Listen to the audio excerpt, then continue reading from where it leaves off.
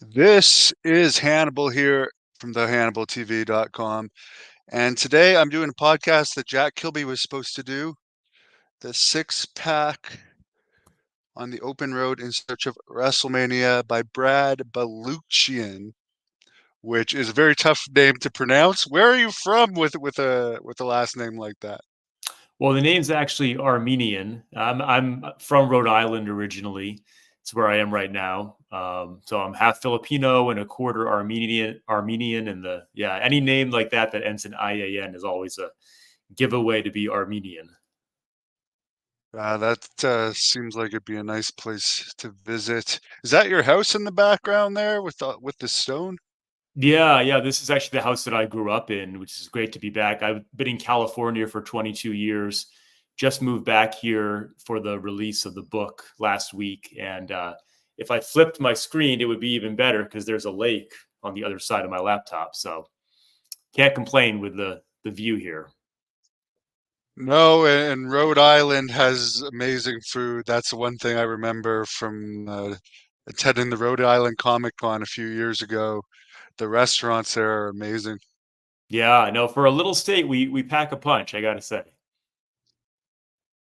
So the six pack on the open road in search of WrestleMania. I know this started off as a book about the Iron Sheik as you knew him, I guess, and it ended up being something else. Maybe to start off, could you tell us about your relationship with the Iron Sheik and how that project began? Sure. Yeah, this book really it's been 19 years in the making because the first iteration of this was going to be a biography that I was going to work on and write with Khosrow Vaziri, the Iron Sheik. And when I was growing up here in Rhode Island, he was my favorite. He was my favorite wrestler. I was a kid of the '80s and the WWF expansion years, and I was never someone that followed the crowd. So I was the Iron Sheik. His whole presentation, the fact that nobody liked him, was the thing that drew me to him. And then years later, when I was in college, I actually got to know him at a show and kind of, I guess, impressed him with how much I knew about his career. And we ended up keeping in touch. And a few years later, I left my job at a magazine to go live near him in Fayetteville, Georgia, outside of Atlanta, to work on a book with him. And, I was made aware of how fascinating his life was, even beyond pro wrestling. And I just thought it would be an amazing story. Unfortunately, this is 2005. This is right in the middle of when he was in the serious grip of addiction to hard drugs, and his oldest daughter had been murdered a couple of years prior. So the whole project just wasn't meant to be. He was too hard to work with. Um, and so we parted ways, and I went on with my life. And I've gone on, and I'm also a scientist and a professor and a writer. And just a few years ago, after my first book, which was about tracking down former baseball players, after that came out and did well, and I was thinking about what to do next, I thought, wouldn't it be cool to try to reunite with the Iron Sheik, but this time write something about more than just him, but the whole era that he was a part of and how the WWF expanded in 1983, 84.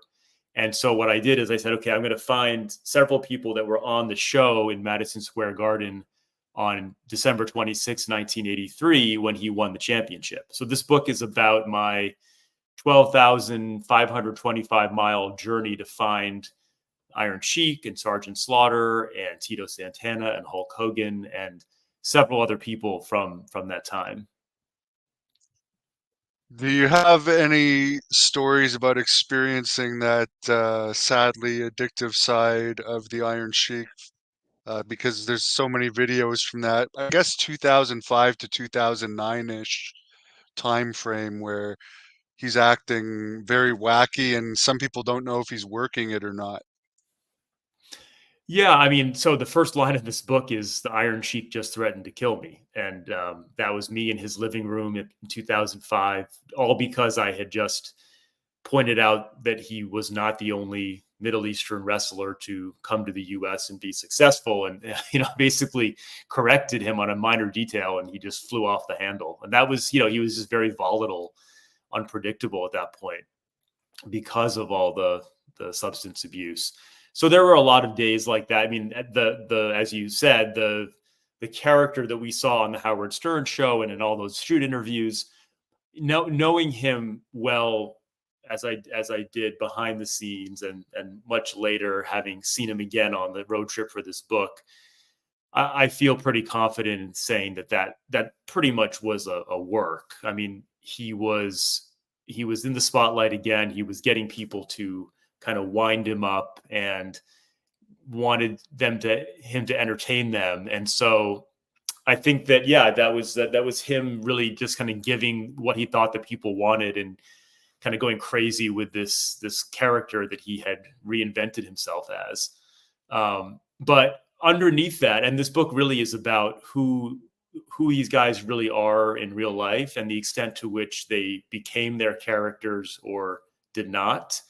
And so Khosrow Vaziri, the real person behind the character, is a very serious, very hardworking, very dedicated, very proud guy. And so I think it was kind of sad to see how far away he got from his true self during that period of his life. And it was also, therefore, heartwarming to see him come back to his real self right at the end of his life.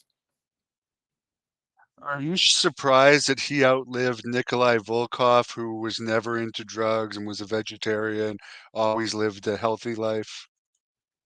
Yeah, no, I mean, when the Iron Sheik did pass away last year, in some ways, I mean, it was very sad, and a huge loss. But in some ways, it was remarkable that he had lived as long as he had, given how hard he lived for a lot of his life, and how many of his colleagues had passed away really young. As you said, Nikolai Volkov, yeah, famously did not get into all the drugs, and lived a pretty healthy life, and he died, pretty young, several years before the Iron Sheik did. So I was surprised to see that. Yeah. Yeah, the last interview I did with Nikolai, he was talking to me about how concerned he was about the Iron Sheik. Then he just passed away like a couple months later, so Wow. Did it you ever was interview shocking. Iron Sheik for your show? His agents blocked me. They let me film a lecture that he did with Bob Backlund, but they wouldn't actually give me a shoot interview because they were in the process of making that movie about him, Oh yeah, and yeah. they were trying to keep a lid on it, and also they were trying to change his reputation. They didn't want they didn't want him acting crazy and stuff on camera anymore. I see. Yeah. Well, it's interesting. So, Devin, your shoot interviews. I as part of my research, I watched a lot of different interviews, and originally there was going to be another chapter in this book about Bob Backlund. He was, obviously he was a big part of this story. He's the guy that the Iron Sheik beat to become the champion. And I went to Princeton, Minnesota, where Bob grew up, and I found his high school classmates, and I visited Princeton High School, and went and met with his biographer, Rob Miller, for several hours, and got a lot of great information about Bob. But as I was doing my research around the same time, I saw your interview with him, and I realized watching that interview that something wasn't right. And then from my other research and sources was told that, yeah, he's been struggling with dementia and health issues. And so unfortunately, Bob isn't featured in the book, although I do talk about him in relation to the Sheik winning the belt. Yeah, I was basically told it's not going to be a great interview, but it's only going to get worse, so it's now or never. So of course, Yeah. I didn't turn that down, and God bless him for having to deal with that. So who else was interviewed for this? You mentioned Sergeant Slaughter. I think Tony Atlas was in there as well. Right. So Tony Atlas, and with him, one of the things about the book is that I really tried to get on the road and go meet with these guys and do different things with them, just so I could tell a more complete story of what their lives are like now, and describe the settings that I found myself in. So with Tony, I went up to Lewiston, Maine, and spent a couple days with him, and saw his wife in the assisted living facility, and worked out. He actually got me to bench press 205 pounds, which is pretty good for my 170-pound self. And it was great. We kind of went through his life and his backstory, I did something similar with Tito Santana. I flew to Puerto Rico to meet with Jose Luis Rivera, who was kind of the biggest enigma of the book, because as a not a star, there wasn't very much known about him. But I was able to find out a lot by going and seeing him in Puerto Rico. Bill Eadie, who was the Masked Superstar on that show, and of course later Demolition Axe. We had a nice visit down in North Carolina at his sister's house. Of course, Iron Sheik is sort of the beginning and the end of the book. For Hulk Hogan, I went down to Port Tampa, Florida, and found people he was in a band with, and that chapter I was really proud of, because it's really about, I mean, how do you say something new about Hulk Hogan given how much has been written? And so for that, I really focused on his music career and finding the people that he was in the band Ruckus with, and a childhood friend of his, and going to the house that he grew up in, and then to his karaoke bar. So there's a part on Hulk. Vince McMahon, there's a chapter on, I was able to find a lot of the people that worked in the WWF front office in the mid 80s that had never spoken publicly about that period. And so that was exciting to break some new ground and talk to Jim Troy, for example, who was the senior vice president of Titan Sports starting in 1982, was kind of Vince McMahon's running buddy and sidekick in those pivotal early years, along with Bob McMullen, who was the first CFO of the company, who knew all this stuff about the behind the scenes financial part, about how they were able to expand nationally.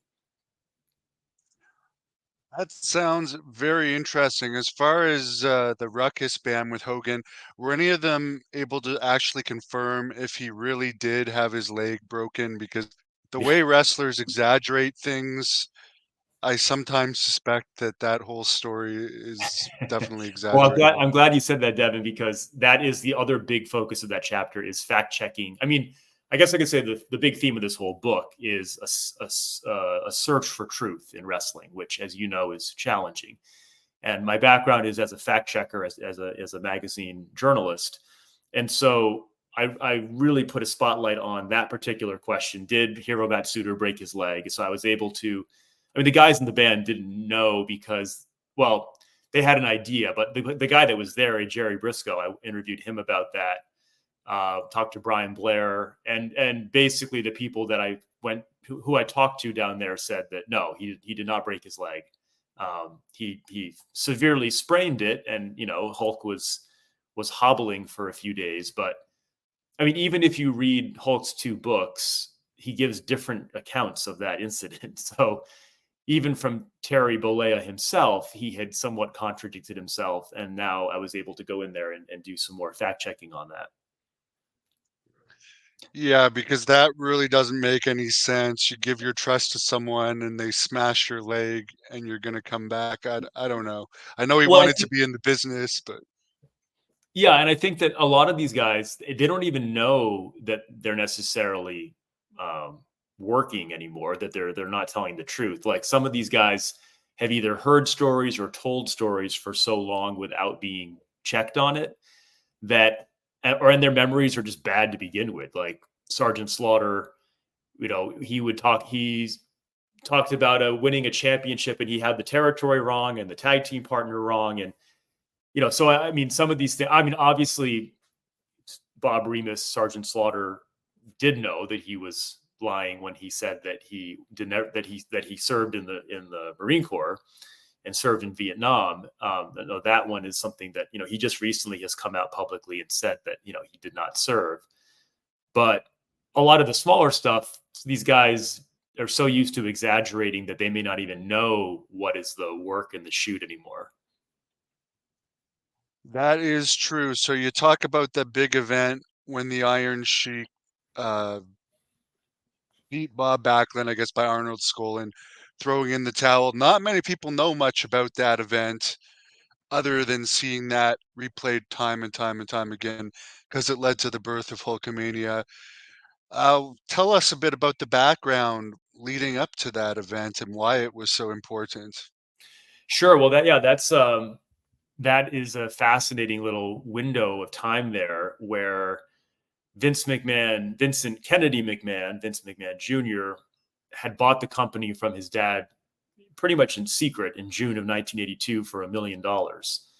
And even after he bought the company, the rest of the, I mean, this is back in the early 80s.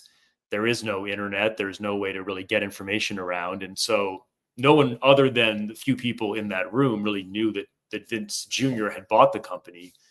But once he bought it, he started thinking, okay, how am I going to build this thing and take it national? And I think in the back of his head, he always knew, having worked with Hulk Hogan during his previous run in the WWF, that this is the guy that he wanted to have as his horse to, carry the company. And so he's got his eyes on Hulk Hogan, who's in the AWA in 1983. And in this book, I was able to get some of this backstory where Vince McMahon hires a photographer and a writer from a newspaper in upstate New York to come in mid-1983 to launch his new WWF only magazine called Victory Magazine. That may have seemed like a small thing, but it was actually a very big thing strategically, because what he then did is he sent the photographer and who's named Steve Taylor, and the editor, the writer, Ed Holinsky, and he would send them to different territories like the AWA and say, hey, we're going to run a story in our magazine about you. Can we send our writer and our photographer? When they would get there, they would have Vince's business card with them, which they would secretly hand to the wrestlers, asking them to get in touch with Vince. So Vince had a way of secretly poaching the talent from other territories. And they did this with Hulk Hogan. And so, Hulk Hogan is very secretly and quiet being recruited by Vince McMahon in late 1983. Meanwhile, Iron Sheik had been wrestling in Georgia, and he gets a call to come back to New York, where he had been previously. He doesn't know he's going to win the championship, but you think he has a strong suspicion he's going to get a push. And then we have the whole issue. Okay, well, how do we get the belt from Bob Backlund to Hulk Hogan? And so, in the book, I fact checked that whole thing. Was Bill Eadie supposed to get the belt, the Masked Superstar? So I asked Bill about that. And then, we know that Bob Backlund wasn't thrilled with the idea of Hulk Hogan being the champion, but he was okay with Iron Sheik because he respected him and had wrestled him in the AWA in 1977 and really respected his amateur wrestling credentials.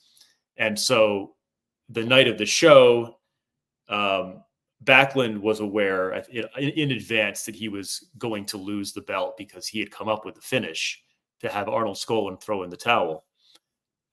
Iron Sheik said he wasn't aware for sure until they got to the building that night, and Vince McMahon Sr., Vincent J. McMahon, took them into the bathroom and said, okay, here's how it's going to go down. So it's the intrigue. And then, the month later, Vern Gagne offers Sheik $100,000 to break Hogan's leg and take the belt to the AWA, and all of that happened. So it's just a fascinating, 3-month period in wrestling history. So were they still kayfabing it that Vince McMahon Jr. had bought the company to the boys at that point, or was there some type of meeting and announcement about that? Yeah, they were still, when I got Bill Eadie's testimony from his lawsuit against Vince when he sued him in 1991, and he does this long deposition where they're interviewing him about his run as the Masked Superstar in 1983-84.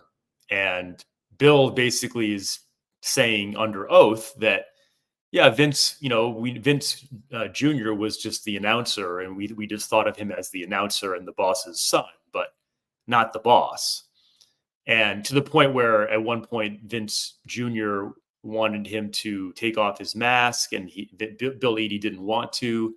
And so Bill had to kind of go to Vince Sr. and have him pull rank. And it's all this fascinating, again, sort of new information that has come out from this research, because that story only exists in this deposition, which only exists in hard copy in a storage facility in Bridgeport, Connecticut. So no one had actually taken that out and looked at it.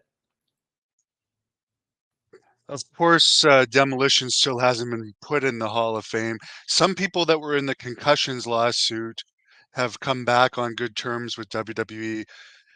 since, such as Sylvain Grenier, who's been an agent since that lawsuit.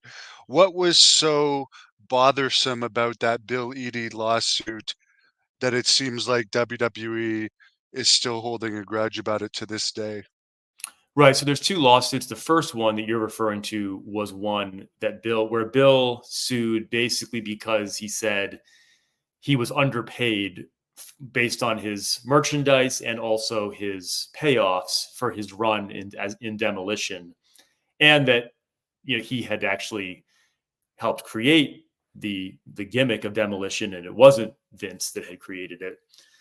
And Bill went through in the lawsuit, and he's like, look, on these early pay-per-views, we were getting maybe a better payoff than we would get for a regular house show, but they weren't calculating our pay based on the pay-per-view revenue and receipts. So Vince was making a killing in those early pay-per-views because he had the live gate, but then he had all the money, way more money coming from the pay-per-view receipts that the talent wasn't really getting. Maybe Hulk Hogan got it, the top talent, but not the underneath guys.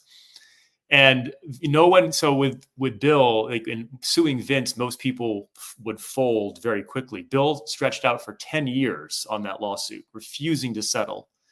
Ultimately, he settled, but it was for an amount he was very happy with. So I think that that's a big reason, is that Bill Eadie, and he told me that at one point it wasn't even about the details of the lawsuit. It was on principle that he wanted to stick it out with Vince. And, Bill, basically, it came down to him. Bill said that Vince was not a man of his word, and that, Bill was, when I was interviewing Bill, he got emotional talking about how his father, one of his father's biggest principles was being a man of your word. And, Bill always followed that, and how disappointed he was that Vince had not, because Vince had also promised to make him an agent when he retired in late 1991, or no, 1990 rather. His last match was at the Survivor Series, and Bill had been told by Vince he was going to be an agent, and then Vince, when it came time to hire him, said, "I'm sorry, I'm not going to hire you." And of course, it didn't help, as you said, that later Bill and 59 other people sued the WWE on the concussion lawsuit. And so in that chapter, I went and actually literally knocked on the door of their lawyer, Konstantin Kuros, in Massachusetts, and interviewed him about what went wrong with that lawsuit and why that wasn't successful. Yeah, there's a lot of reasons probably why it wasn't successful. Do you want to just go into that quickly, since you did talk to the lawyer directly? Well, I think it was, it didn't help that there was a lot of sloppiness in the suit. Like, he had actually copy and pasted parts of the NFL concussion lawsuit and not changed the name from NFL to WWE. And, that didn't help matters. But I think it was more that he was just overmatched. Jerry McDevitt and the WWE legal machine was, just ruthless in attacking Constantine's legal strategy and making it more about him and his mistakes. And I think that he was just kind of overmatched in that particular legal matchup. And I actually have an interview with McDivitt on this channel where John Paz asked him about that. And one of the things he mentioned is, why in the world would you make, like, Billy Jack Haynes the guy talking publicly about the lawsuit? Much as I'm friends with him, it's a weird guy to be like your representative of the wrestlers. Well, I think from talking to Constantine, the whole thing started with, like, basically Constantine, he had been part of the NFL suit. He felt that the wrestlers had been similarly exploited. And he kind of put out a call for, hey, if you're an ex-wrestler that has been negatively impacted by WWE, let me know. And Billy Jack Haynes was the first person to come forward. Maybe that's why Billy Jack played a bigger role. Not saying that was a good idea, and then from there, more and more guys joined the suit. So as far as the card that night, I guess the wrestlers were probably being paid from the live gates. And was it a sellout? Yeah, Madison Square Garden, December 26, 83 was a sellout, plus the Felt Forum, which was the adjoining facility that would show it on closed circuit, also sold about 4,000 some tickets. So I think that particular show probably had about 24 to 25,000 people watching it live in New York. Now, you mentioned that the pay-per-view revenue didn't always get a bonus to the wrestlers. What about the Felt Forum revenue? Did they include that when they were paying the wrestlers off? That I don't know. I was able to get internal financial documents from a lot of shows based on the material that I collected, but I did not get it from the show the book is focused on. That was not one of the ones that I got, so I don't know how that worked. I'm looking at the card now from that show. I'm surprised that Bob Backlund apparently wrestled twice. He also wrestled team with Arnold Skolin to defeat No, Captain Lou Albano. that's a typo. Okay, Yeah, because I saw that somewhere too, and I said, yeah, no, that's not right. It was somebody else interesting. in that show. And Sergeant Slaughter defeated Chief Jay Strongbow. What did he have to say about that night? Well, I wasn't able to ask, and the book really isn't about each of those matches so much as the backstories and the lives of the people that I tracked down that were on the show. But there were also some people on the show that I didn't try to get to, like Magnificent Morocco is still alive.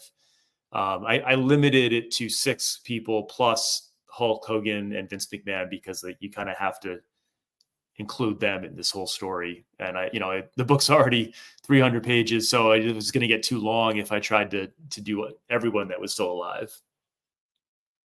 Yeah, and what's amazing, I don't know if you could confirm or deny this, but like the Iron Sheik against Bob Backlund was the middle of the card, and the Mm-hmm. main event is actually Bruiser Brody's Killer, Invader 1 teaming with Invader 2, Mm-hmm. defeating Butcher Vachon and Iron Mike Sharp, two jobber types, in just over 4 minutes. They often did that, didn't they? Put the main event on in the middle of the card. Yeah, that was a strategy to sell tickets to the next show. So if they had that main event, Iron Sheik wins the belt. I believe they announced right afterwards, right before intermission, that the next month will be a rematch for Bob Backlund. And so they're going to drive ticket sales, immediately. Obviously back then you had to go to the box office to get tickets. So if you're already in the building, hey, let's go down and get next month. There are monthly shows in Madison Square Garden. So often the marquee match was not the last match on the show. And the Invaders, I did. So Jose Luis Rivera, there were a lot of connections with the Invader, Jose Gonzalez, because Tony Atlas was there in the locker room when the whole incident happened with Bruiser Brody. And I was able to talk to Tony about that. And also, Jose Luis Rivera had some new information that he shared about how he interacted with Jose Gonzalez when they were both in the WWF. That was pretty interesting. So again, it was worth taking the flight to Puerto Rico to get to see him. Yes, and Jose Luis Rivera was supposedly on the opener versus Rene Goulet, according Right. to the match report. So and we don't want to give away much from the book, but we always hear that the heat between Invader and Brody actually may have come from WWE. Supposedly they were trying to push Invader, and Brody just ate him up there because at the time of the death, they were both baby faces in Puerto Rico. Did Mhm. Jose Luis give you any insights onto that? Not on that. I mean, what I had heard was something similar, that way earlier in their careers that uh, Brody hadn't sold enough for him or something like that. That's what I had heard. But Jose Luis did not have anything specific about that backstory. So Jose Luis, as you said, he's not found very often. I guess he must have saved his money and retired pretty well. How did you end up tracking him down and finding him? Well, I had a lot of help in the research of this from Eric Bischoff, who I knew through my first book, The Wax Pack, the baseball book. And Eric got, I don't know how he got it, but he got me a phone number for Jose Luis. But also I had found Jose Luis's daughter, Johanna, who lives in New Jersey, had done a GoFundMe for him a few years ago for his knee replacement. And I was able to contact her that way. So I actually went and interviewed her about what it was like to grow up with him as a father. And that's another part of this book that, I mean, this really isn't a traditional wrestling book, because while we talk about these storylines and the history, it's really more about the humanity of the wrestlers. And so I interview their family, their kids, their high school coaches. I went to the hometowns where they grew up to tell the story of, so for example, Tito Santana's real name is Merced Solis. I went to Mission, Texas, where he grew up,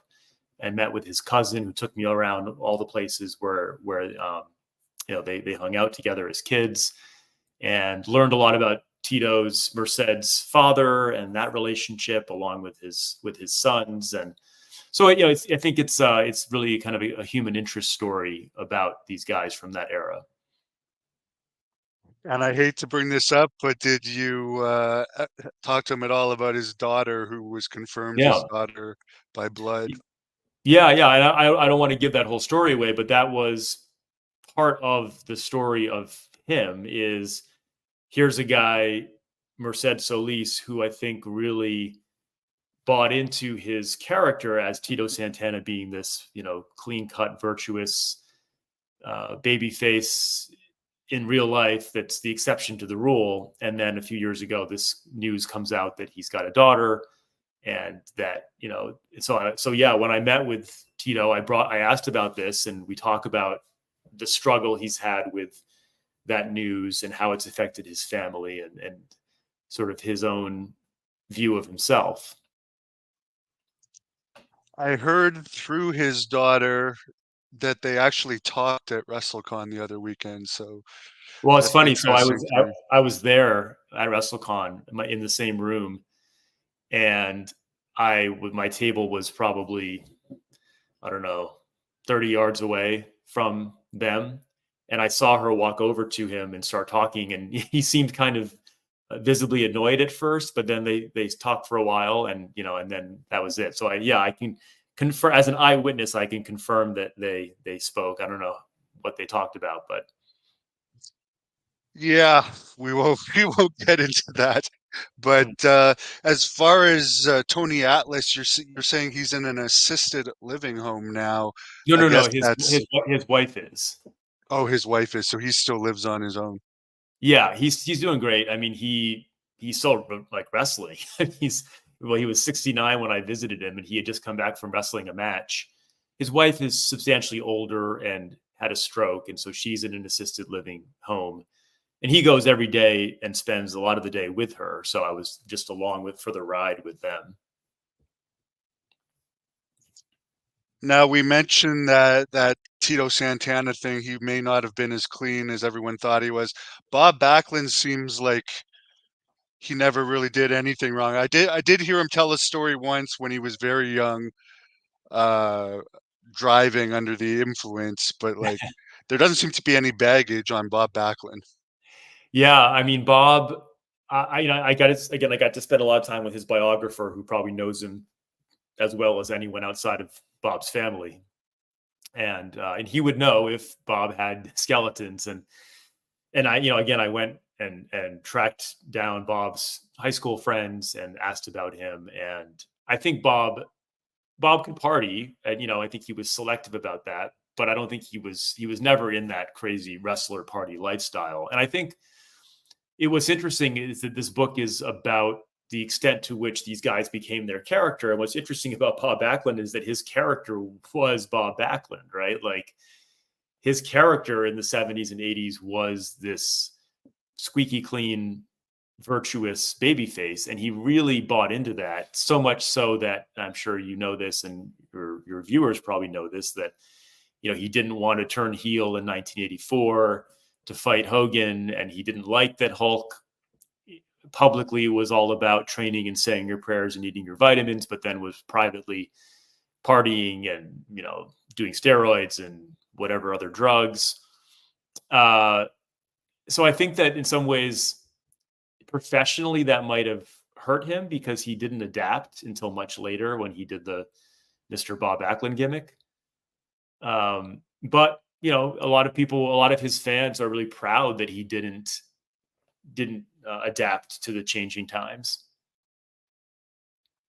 Do you find it strange that around that time, you probably, unless it's a special situation like Bob Backlund, but you even mentioned he would do it from time to time. If you weren't a partier and you didn't go out with the guys after, or you didn't cheat on your wife, like that was even considered, you're not one of the boys unless you do that, unless you're getting wasted every night. Do you find it weird that it was like that in the old days and now you would not last if you had that type of personality?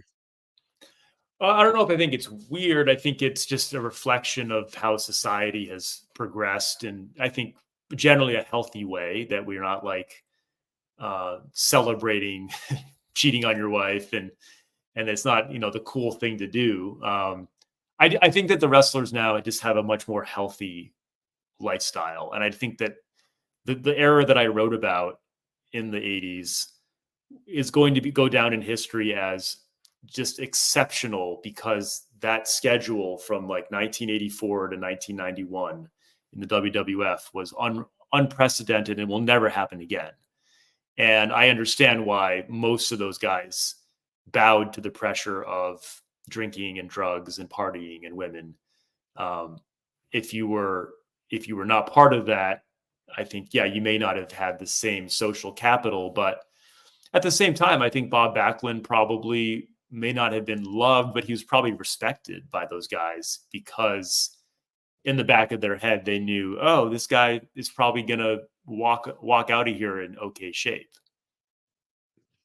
Yeah, and it seemed like he was the chosen one early on, even when he was wrestling for Eddie Graham earlier. It's like it seems like Roman Reigns, for instance, was also the chosen one.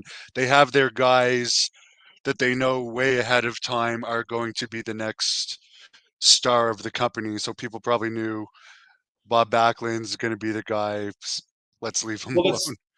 that's true, but it's interesting that sometimes that's a misfire, right? Like, I think some people thought that Sid Justice and the Ultimate Warrior were going to be, or Lex Luger were going to be the next Hulk Hogan, or maybe even that guy Tom McGee, which is a sort of obscure reference. But there have been certain chosen ones over the years that didn't pan out. So it's a testament to Roman Reigns or to Bob Backlund that they were deemed a chosen one and they were able to follow through.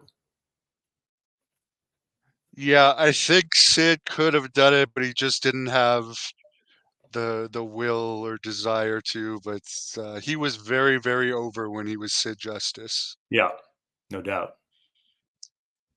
So you mentioned kind of the trickery of the WWF magazine at the time, Victory magazine, coming in and actually giving Vince McMahon's card to people that he wanted to recruit back then. And since news didn't travel that fast in the pre-internet world, they probably got away with it way longer than that. They wouldn't even got away with that today. Is there any other like underhanded type tactics that you found in your research similar to that McMahon used?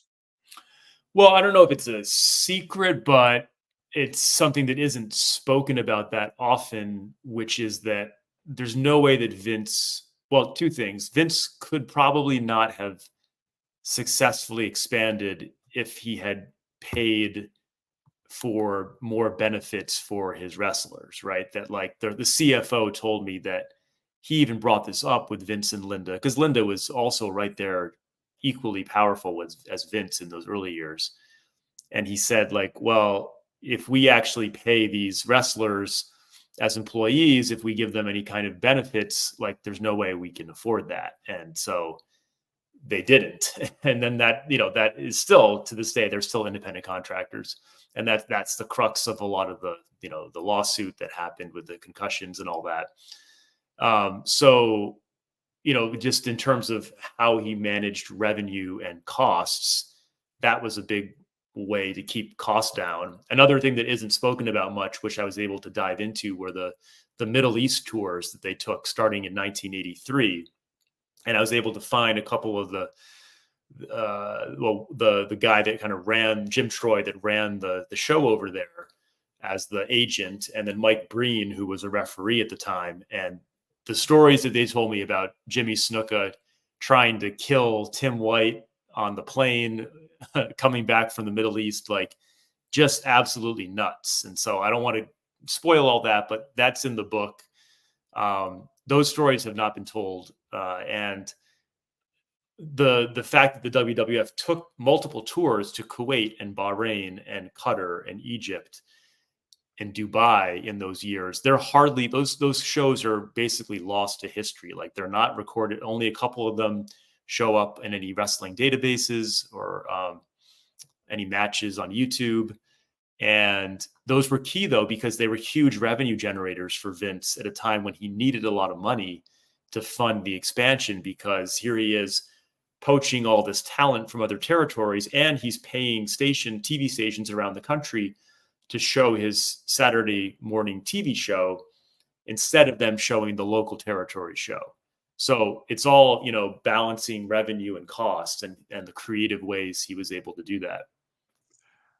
I had no idea they went to the Middle East prior to that 1996 famous Kuwait tour Yeah. that was documented. How often would they go? You said it started in 1983. Yeah, they went, I believe, 4 times between 83 and 85.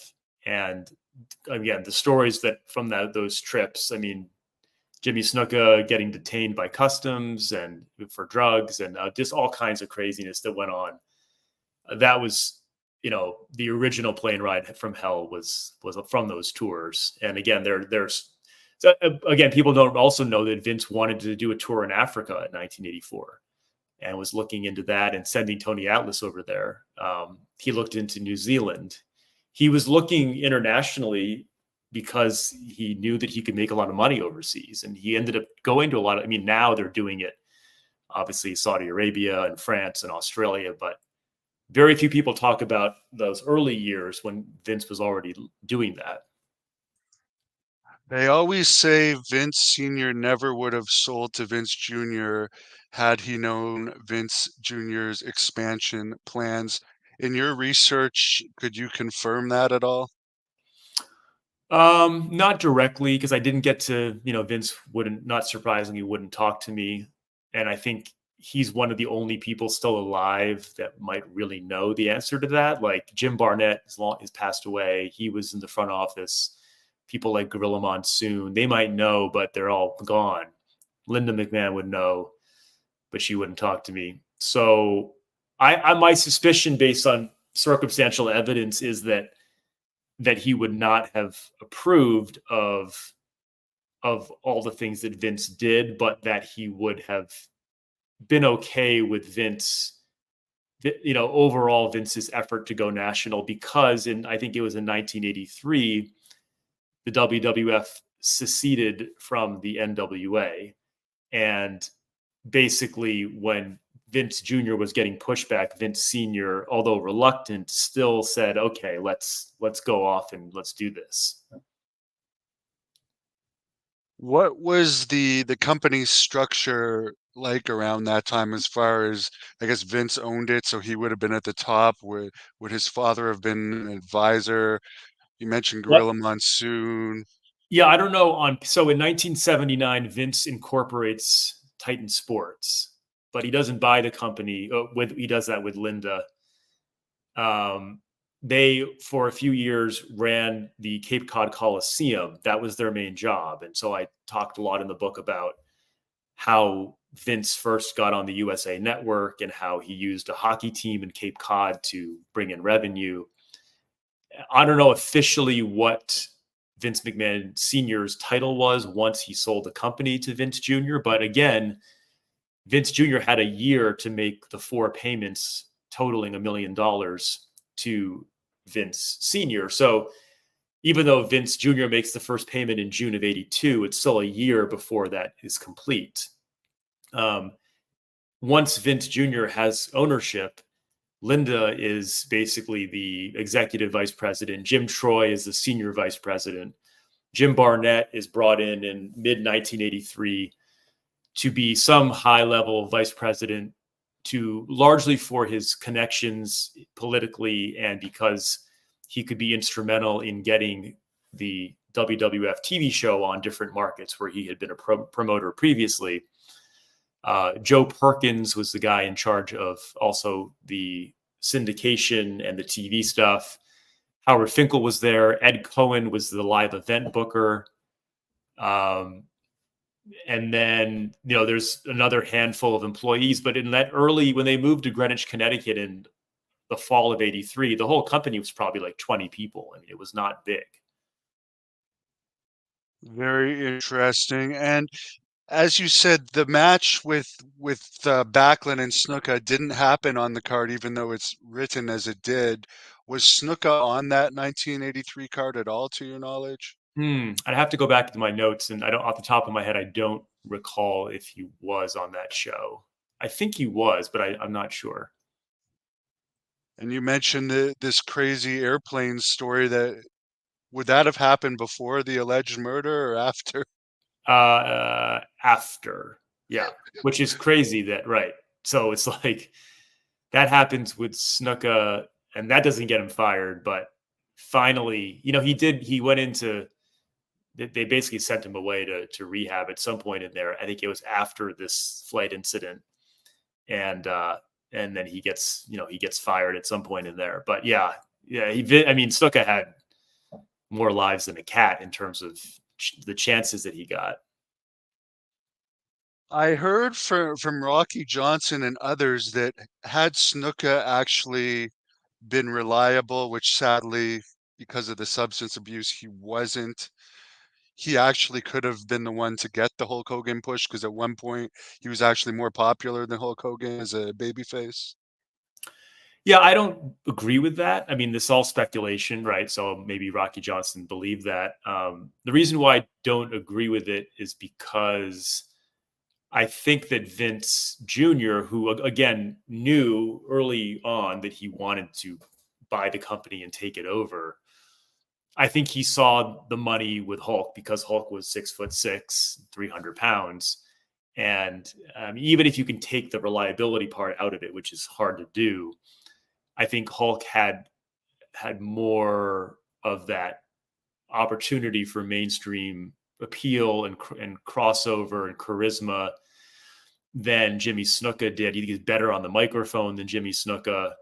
And I think to say that, Snuka was more popular maybe than Hulk in 1982, 83, or he was probably on par, but Hulk was, Hulk's plane was just taking off, really. And I think Snuka was peaking at that point. Obviously, there's a lot of insane stories in your book, which I'll put up again now.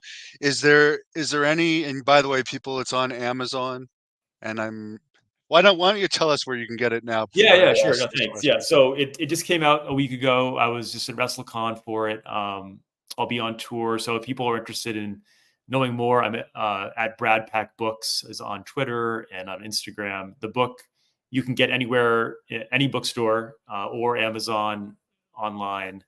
And also some of the things I've been talking about, like these bonus materials and these internal documents, I'm putting up on my website, thebradpack.com. I'll be over several weeks and months putting this stuff up there. So, obviously I couldn't fit all this material in the book, and there's a lot of documents and audio files that I have to share. So people can check that out. So what was the most surprising thing that you found out of all this?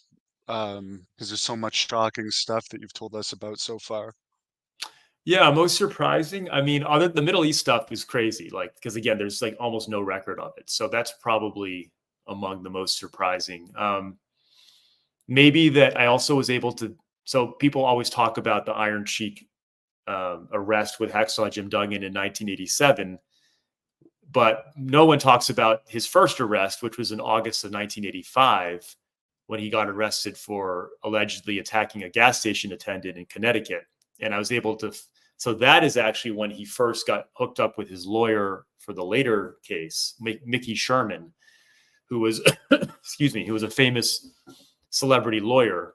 And I was actually able to track down Mickey Sherman and interview him about both the Hacksaw case, but also that case in '85 that no one talks about, where the Sheik basically got off by winning over the judge based on his celebrity. And again, just crazy stuff like that these guys got away with. There's that story that Marty Jannetty tells on this channel too, where the Sheik supposedly drugged a woman and then clotheslined her and she was taken away Right. in an ambulance. Did you ever see any record of that? I never found a record of that. Nor did I ask him directly, because that one thing about Khosrow Vaziri, the Iron Sheik, is he did not ever want to talk about Colonel Mustafa. He really, his whole demeanor would change if you brought that up, because I think that really hurt his feelings that he was asked by Vince to play an Iraqi. People might say, "Oh, whatever, it's just wrestling.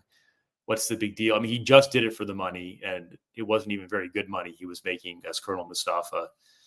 And I think that just the fact, Iranians have a lot of pride, and Iran and Iraq fought a 9-year war in the 80s, and there's a lot of bad blood there. So now to suddenly go from the Iron Sheik to Colonel Mustafa from Iraq was a pretty dramatic change. Is it true that in WCW, which was I think just before his Colonel Mustafa run, his contract rolled over like right when they were about to release it, so we got like a year of hardly Yep. being used? Yeah, if you look Just at his 2 years in WCW, he got in a car accident that really screwed up his ankle, and he was off the road. And it was probably around then when it rolled over, and they didn't realize. And then they brought him back. Like, if you look at the history of his matches, they bring him back in that second year to wrestle like Norman the Lunatic and Vader, and like he's basically just being used on house shows, never put on TV because they had him under contract still. any truth to the story that he would show up at Mr. Wonderful's bowling alley with a case of beer well high and want to do squats in the bowling alley, and eventually they had to kick him out because he was making such a scene? I mean, it wouldn't surprise me, because when I was with him in Fayetteville, and so Paul Orndorff also lived in Fayetteville, I was with Iron Sheik at the backstage at the Hall of Fame when he got inducted in 2005, also when Paul Orndorff got inducted. And knowing that those guys were in the same town, that would not surprise me. I wasn't there for that, but as has been well documented, the Sheik would go everywhere asking for beer and signing 8x10s to pay his bills. And so, that's pretty much on brand with what he was doing. Did any of Hulk Hogan's old Ruckus bandmates, were any of them able to confirm Hogan's story that he was once asked to be in Metallica? No, but I think that that's been pretty debunked by I've seen other stories about that where they're like, I think even Terry Bollea admitted that was not actually true, or that it was it was a real stretch from what actually happened. But no, I mean, they did say that, and this was really interesting, that really Terry learned the craft that made him the most recognizable wrestler of all time from music, and how good he was in those early days. I mean, he was a full-time musician, and he was actually touring with Ruckus. And they said that he was a bassist, and usually it's the lead vocal guy that's the star. But they said that Terry was the guy that really knew how to work the crowd, and so obviously he incorporates that into his wrestling later on, and then becomes the mega star that he is. Now, you said you're friends with Bischoff. I understand he read this book and liked the book. Do you still, I guess you still keep in contact with him then? Yeah, no, he's been really helpful. I've actually done a few live shows with him on his YouTube channel because he's really been very generous in helping me promote it. And so, yeah, he's definitely helped get the word out. What do you think of him as far as his position in the history of wrestling? That pretty much the only guy to ever beat Vince McMahon for a while. Yeah, I think Eric Bischoff is underrated because I think that you can almost draw a line from him and the NWO to where wrestling is today. And I think that you can, the same way you can draw a line from the stuff I write about in my book, which is Hulkamania in '84, to where wrestling is today.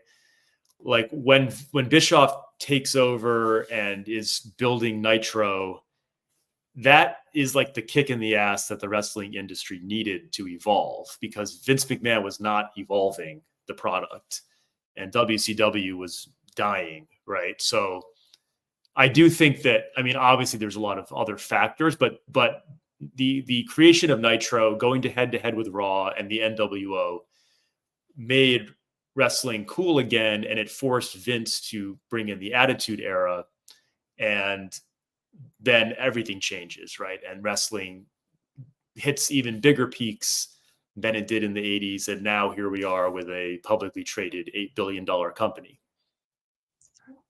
Yeah, it's amazing when you look at before the Attitude Era to now, the differences. And I understand Chris Jericho read your book and liked it as well. How do you know him? Yeah. So when I was finishing the book and I was talking to Eric Bischoff, and I said, you know, there with the whole with books and book promotion, you try to get people to write a blurb for your book. And I was thinking about who in the wrestling industry I wanted to approach. And there were a few wrestlers that stood out because to me they always seemed like thoughtful, kind of intellectual types that would kind of get what I'm going for in this book and in the type of book it is. And I thought about Chris Jericho. I mean, I didn't know him at all, and Eric Bischoff does know him, so he was able to put me in touch. Mick Foley, who obviously wrote the most successful wrestling book of all time, and again, Eric was able to put me in touch. And then Bret Hart, and that one, Dave Meltzer, who has praised the book, also put me in touch with Bret Hart. And that was by far, if you go to my Twitter, you'll see so I sent the book to Bret, didn't hear anything, figured, oh, well. And then a couple months ago, I get this like 4-paragraph email from Bret Hart where he's saying like, this is one of the best wrestling books of all time. And it brought me to tears. And, you know, getting that was probably the best part of this entire book process. I mean, Bret's not really in the book, but I always respected Bret for his integrity. And he just seemed like someone that really is truly an honest person, which is hard to come by in wrestling. And so for a book that's all about truth and the search for honesty, I really thought Bret would like it. And it was really amazing to get that. What do you think about Mick Foley? I think he may have changed his mind now, but saying that he wanted to return to the ring at 60, obviously he'd get a big payday out of it, but I guess he's already having some concussion issues from the light training, and he's had all those injuries in the past. Yeah, it doesn't surprise me because almost all of these guys, and that's including the guys I wrote about, it's like an addiction, the spotlight, right? I mean, look at Ric Flair and Hulk Hogan. If it wasn't for the fact that he literally could not get into the ring, like, you know, he would wrestle tomorrow, I think, if he physically could. So as long as you can walk, these guys want to wrestle. And there's a few exceptions. Like I got to say, like someone like Tito Santana, you know, seems like pretty content to not wrestle, or Bill Eadie, but most of these guys, it's in their blood. And so I'm not surprised that he would have that impulse, but it sounds like he's realizing that's probably not a good idea. Both Tito and Bill Eadie have to be pretty well set, but obviously now that I know about the settlement that Bill Eadie got on top of his extremely long career, that he only just stopped wrestling recently, Well, what's but he's crazy, still right, doing is that, autograph. Tito just retired from teaching last year, and he was a teacher longer than he was a wrestler, which is crazy. I mean, like full-time wrestler. So you figure he taught 20 years in the New Jersey school district. He's probably got a good pension now, and probably doing pretty well. Yeah. Plus, he had a good career, and if he was a legit math teacher, I know Virgil also said it. So sometimes you got to take it with a grain of salt in wrestling. No, But if he was I a can, math, yeah, yeah, I can confirm that Tito was a legit Spanish teacher oh, and gym Spanish, teacher. okay. Yeah. Yeah, so I'm sure he saved his money well. So I appreciate you sharing these stories. I think you're going to cause a Dark Side of the Ring episode on this plane ride from hell in the Middle East, Yeah. 100% once that story gets out more. I'll let you wrap this up with whatever you want to tell the fans. I'm looking forward to taking a look at this book. Seems very interesting. Yeah, thanks. No, I really appreciate it. I have a lot of respect for wrestling fans just because they're so passionate about their love for wrestling. And I mean, I write about a lot of different topics. I'm a wrestling fan myself, but I wanted to really do a really deep dive on this stuff and tell a story that's both really breaking new ground, but also really entertaining. And so I hope people appreciate the stories I was able to find and get a lot out of it. So please, yeah, check it out, thebradpack.com, at bradpackbooks on Twitter and Instagram. And yeah, Devin, let me know what you think. I'd be happy to talk about it more with you.